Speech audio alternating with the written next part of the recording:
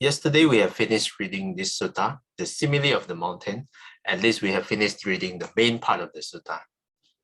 Now I'm going to continue with the verses at the end of this sutta. This is what the Blessed One said. Having said this, the Fortunate One, the teacher, further said this. Just as mountains of solid rock, massive, reaching to the sky, might draw together from all sides, crushing it all in the four quarters. So, aging and death come rolling over living beings. Khatiyas, Brahmins, whereas Sudras, outcasts and scavengers, they spare none along the way, but come crushing everything.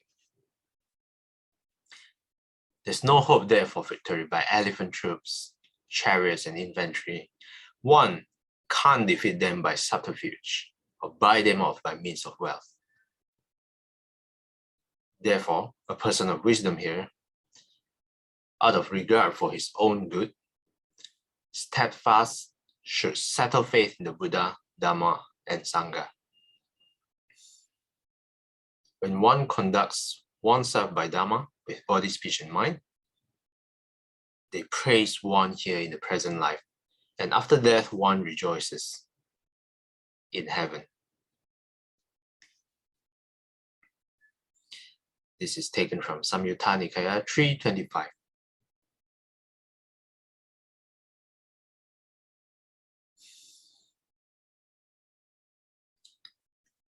Okay, so that's for the simile of the mountain. The next sutta, the divine messengers. See, Sister Aikin, would you like to read? The divine messengers. There are, monks, 3 divine messengers. What 3? There is a person of bad conduct in body, speech, and mind. On the dissolution of the body, after death, he is reborn in a place of misery, in a bad destination, in a lower world, in hell. There the warders of hell seize him by both arms and take him before Yama, the Lord of Death, saying, "This man, your majesty, had no respect for father and mother, nor for ascetics and Brahmins, nor did he honor the elders of the family. May your majesty inflict due punishment on him." Then monks, King Yama questioned that man, examines him and addresses him concerning the first divine messenger. "Didn't you ever see, my good man, the first divine messenger appearing among humankind?" And he replies, "No, Lord, I did not see him." Then King Yama says to him, "But, my good man, didn't you ever see a woman or a man, 80, 90, or 100 years old, frail, bent like a roof bracket, crooked, leaning on a stick, shakily going along, ailing, youth and vigor gone, with broken teeth, with grey and scanty hair or bald, wrinkled with blocked limbs?" And the man replied, "Yes, Lord, I have seen this."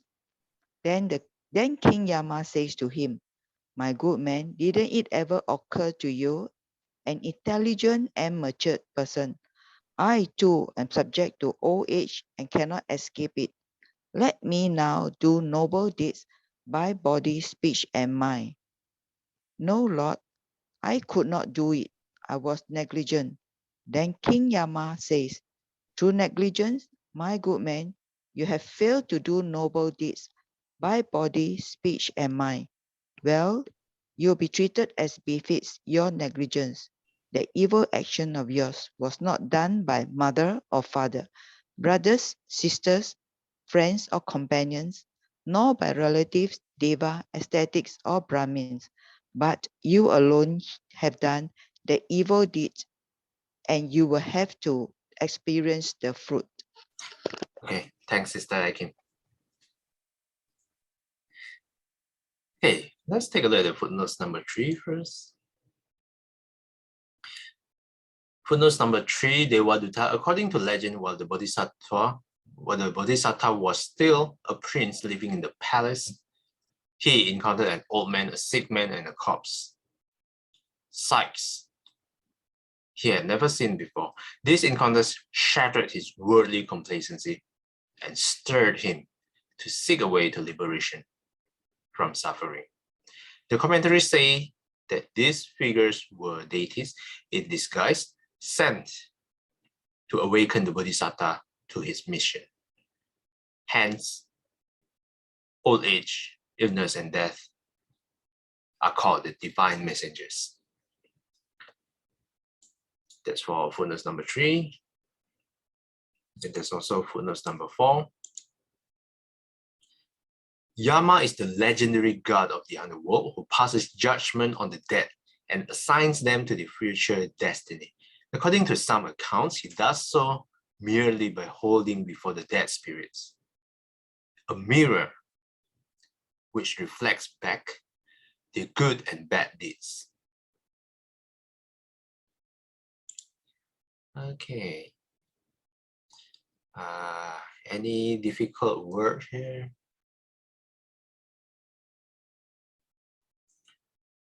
Okay, so the man is reborn in the lower world, in hell. And then in hell, he meets this Yama, the Lord of Death. And then this King Yama questions that man. Asks him, my good man, didn't you ever see the first divine messenger? Yeah. Appearing among humankind? And the man says, no, Lord, I did not see him. Yeah. And then the King Yama asks him, oh, don't you ever see a woman or a man, 80 years old, 90 years old, walking around with a bend like a roof bracket? And in fact, I think most of us, if we walk around, sometimes we can also encounter this. Yeah? The description is exactly like this: frail, bent like a roof, crooked, leaning on a stick, shakily going along, and they have to walk very slowly, and they have to use a stick. Yeah? Youth and figure gone with broken teeth, with gray and scanty hair, or bald, wrinkled with blotched limbs. And then the man replied, oh yes, of course I have seen this, Lord.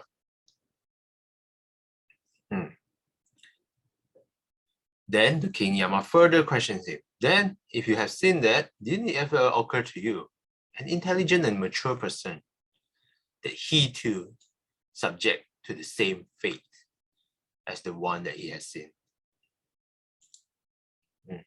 Because of that, let him do noble deeds by body, speech, and mind. Then the man replied, no, Lord, I did not do it. I could not do it. I was negligent. Then King Yama says, oh, because of the negligence, then you failed to do noble deeds. Then you're going to be punished for that. So that's the first divine messenger. Yeah, let me see. An old man or woman. Yeah, old age. Old age in the form of either old men or old women. Okay, next one. Second divine messengers. Sister Billy, would you like to read?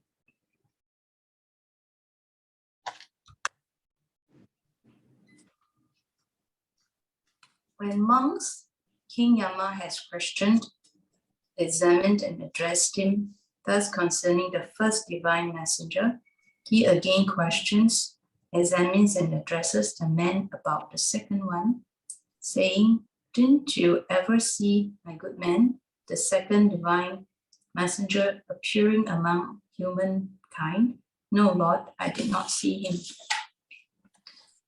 But my good man, didn't you ever see a woman or a man who was sick and in pain, seriously ill, lying in his own filth, having to be lifted up by some and put to bed by others. Yes, Lord, I have seen this. My good man, didn't it ever occur to you, an intelligent and mature person? I too am subject to illness and cannot escape it. Let me now do noble deeds by body, speech, and mind. No, Lord, I could not do it. I was negligent. Shall I read on or finish it? I think continue one more paragraph. Okay. Through negligence, my good man, you have failed to do noble deeds by body, speech, and mind. Well, you will be treated as befits your negligence. That evil action of yours was not done by mother or father, brothers, sister, friends, or companions, nor by relatives, devas, ascetics, or Brahmins, but you alone have done that evil deed, and you will have to experience the fruit. Thanks, Sister Billy. Thank you. So the second one is the same pattern, but replaces the old man or women with a woman or man who was sick and in pain. This one, you can either observe it on your own, or sometimes you experience it on your own when you fall sick as well. Yeah. So let's continue with the third divine messengers. Sister Xinghui, would you like to read? When monks, King Yama has questioned, examined, and addressed him thus concerning the second divine messenger, he again questions, examines, and addresses the man about the third one, saying, "Didn't you ever see, my good man, the third divine messenger appearing amongst humankind?" "No, Lord, I did not see him." "But, my good man, didn't you ever see a woman or a man 1, 2, or 3 days dead, the corpse swollen, discolored, and festering?" "Yes, Lord, I have seen this." "Then, my good man, didn't it ever occur to you, an intelligent and mature person? I too am subject to death and cannot escape it. Let me now do noble deeds by body, speech, and mind." "No, Lord, I could not do it. I was negligent." "Through negligence, my good man, you have failed to do noble deeds by body, speech, and mind. Well, you will be treated as befits your negligence. That evil action of yours was not done by mother or father, brothers, sisters, friends, or companions, nor by relatives, deva, ascetics, or Brahmins, but you alone have done that evil deed, and you will have to experience the fruit. Thanks, Sister Xinghui. So this sutta is taken from Anguttara Nikaya, Book of 3, 35. The last one is the third divine messenger. Is this one. A woman or a man 2 or 3 days dead. The corpse swollen, discolored, and festering. Yeah.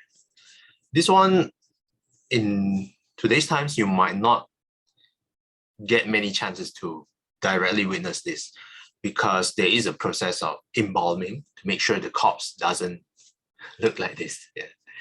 But I feel like it's a missed opportunity. I think this is even more powerful if you see the corpse of your loved one in this state. But of course, there is also on another angle that is to respect the dead. So they do the process of embalming so that they don't look this way when people were paying respect to the men or the women. Okay, so this is the 3 divine messengers. If we fail to see this, and if we fail to do noble deeds because of these 3 divine messengers, then we will be reborn in the lower realm, in hell. So that's the takeaway for this sutta. Any questions or comments?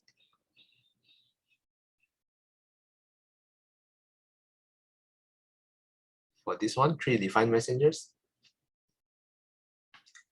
Okay, let me take a look at the next sutta. This one, maybe we can continue tomorrow.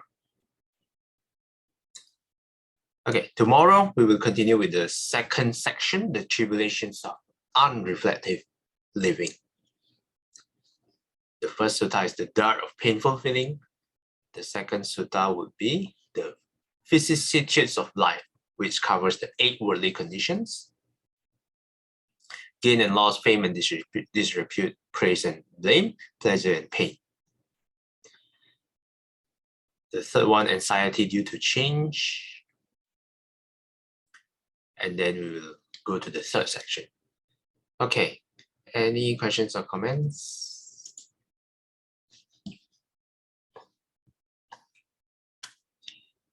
If not, let's do a dedication. 厌消三障之烦恼，厌得智慧真明了。普愿追将细笑处，世世常行菩萨道。阿弥陀佛。Till we meet again, may we be guided by the Buddha, Dhamma, and the Sangha. Sadhu, sadhu, sadhu. Have a nice Thursday ahead. Thanks everyone for participating. See you guys next time. Sister Sumi and Sister Choi Kwan. Yes, take care. Take care. Bye-bye. Yeah, bye-bye. Take care. Bye-bye.